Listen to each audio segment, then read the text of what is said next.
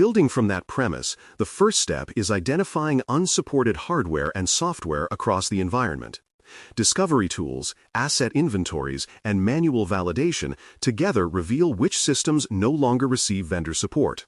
Unsupported may mean the product is fully retired, or it may mean a specific version has passed its maintenance window.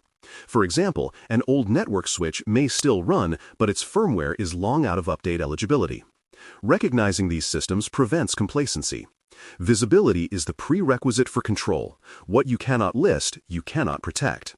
The goal is complete awareness of every obsolete or at-risk component that still carries operational weight. Once identified, teams must validate vendor status and coverage dates to confirm support boundaries. Vendors often define clear end-of-support milestones, distinguishing between mainstream support, extended maintenance, and total retirement. Documenting these dates ensures the decisions rely on verified facts rather than assumption. For instance, a database platform might still receive critical patches under extended support but will cease entirely next quarter. Knowing these deadlines in advance allows proactive planning rather than emergency response. Validation converts vague worry into scheduled action, setting a calendar for replacement or isolation before protection evaporates. Awareness paired with timing is the key to foresight. After validation, each unsupported or soon-to-be unsupported component is risk-rated based on exposure and criticality. Exposure measures how reachable or visible the system is to potential attackers. Public-facing servers carry far greater risk than isolated laboratory equipment. Criticality measures how important the system is to mission or business continuity. Combining these factors produces prioritization. The most exposed and most critical assets demand urgent mitigation. For example, an outdated web portal serving customers poses higher risk than an offline test rig. Risk rating transforms a daunting inventory into an ordered list of actions, enabling leadership to focus resources where they count most. For those prioritized items, the mandate is simple: replace or isolate. There is no third option.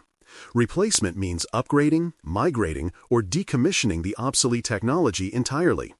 Isolation means restricting its exposure so that failure or compromise cannot spread. Trying to monitor away unsupported risk without containment is a false comfort. For instance, a legacy server hosting critical data might be moved behind a jump host or replicated to a supported platform. Whether by removal or separation, the organization regains control. This binary approach prevents endless debate and enforces progress towards sustainable security posture.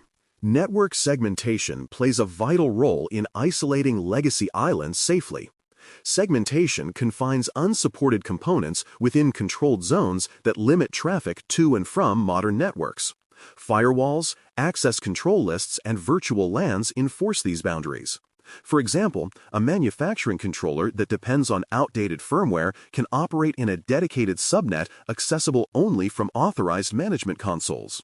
Segmentation buys time without ignoring risk. It reduces the blast radius if compromise occurs and prevents attackers from using old systems as stepping stones into newer ones. Physical or logical separation turns necessity into containment rather than exposure. Application allow listing then constrains behavior further by limiting which executables or scripts may run on these legacy systems. Since unsupported environments cannot accept frequent patches, controlling what runs becomes the best remaining safeguard. Allow listing locks execution to verified binaries and blocks anything unrecognized.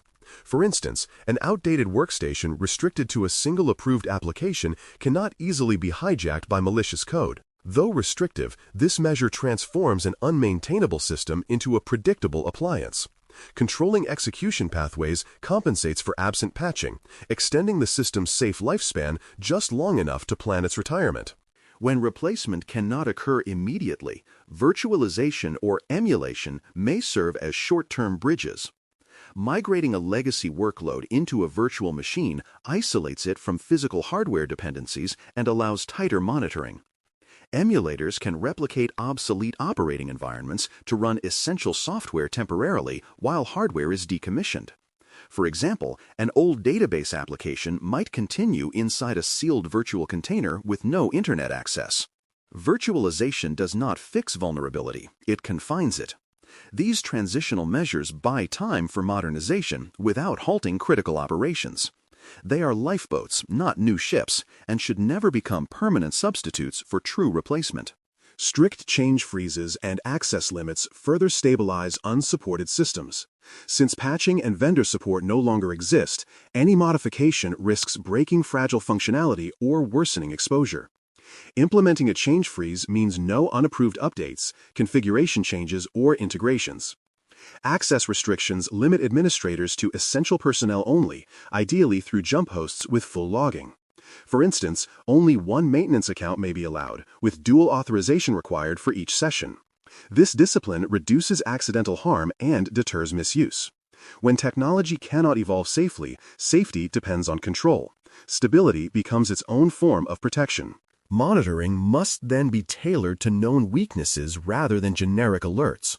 Unsupported systems rarely integrate cleanly with modern monitoring agents, so custom log collection and network-based sensors fill the gap.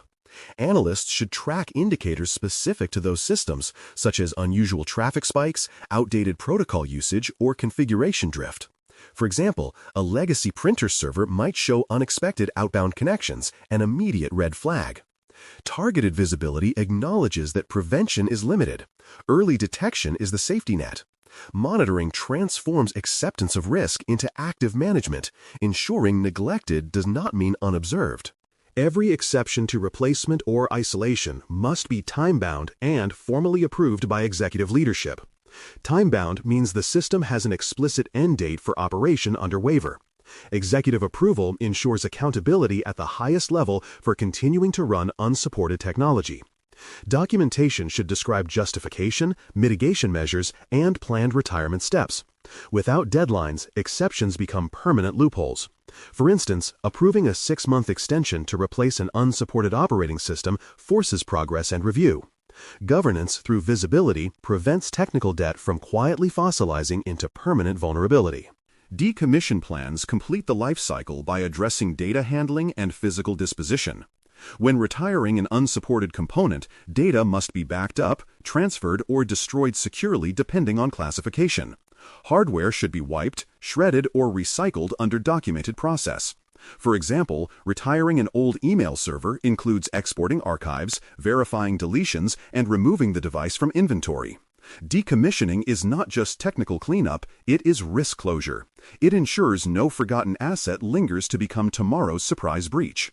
Every component deserves a clean, deliberate exit that honors both security and sustainability. Metrics track progress through reduction velocity and residual exposure. Reduction velocity measures how quickly unsupported components decrease over time, while exposure tracks how many remain and their cumulative risk rating. Consistent downward trends show momentum toward modernization. Stagnation signals neglect. Metrics provide transparency for leadership and auditors alike, proving that risk management is active rather than rhetorical. Quantifying progress keeps teams motivated and accountable.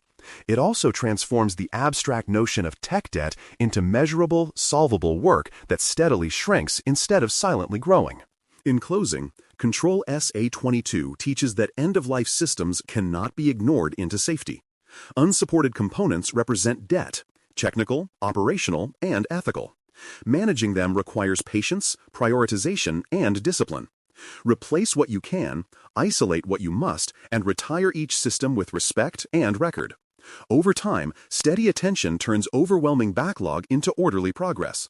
Killing tech debt is less about speed than persistence, proving that security maturity often begins not with what is new, but with what we finally let go. Thanks for listening. For more audio courses, daily newsletters, and more, please visit baremetalcyber.com.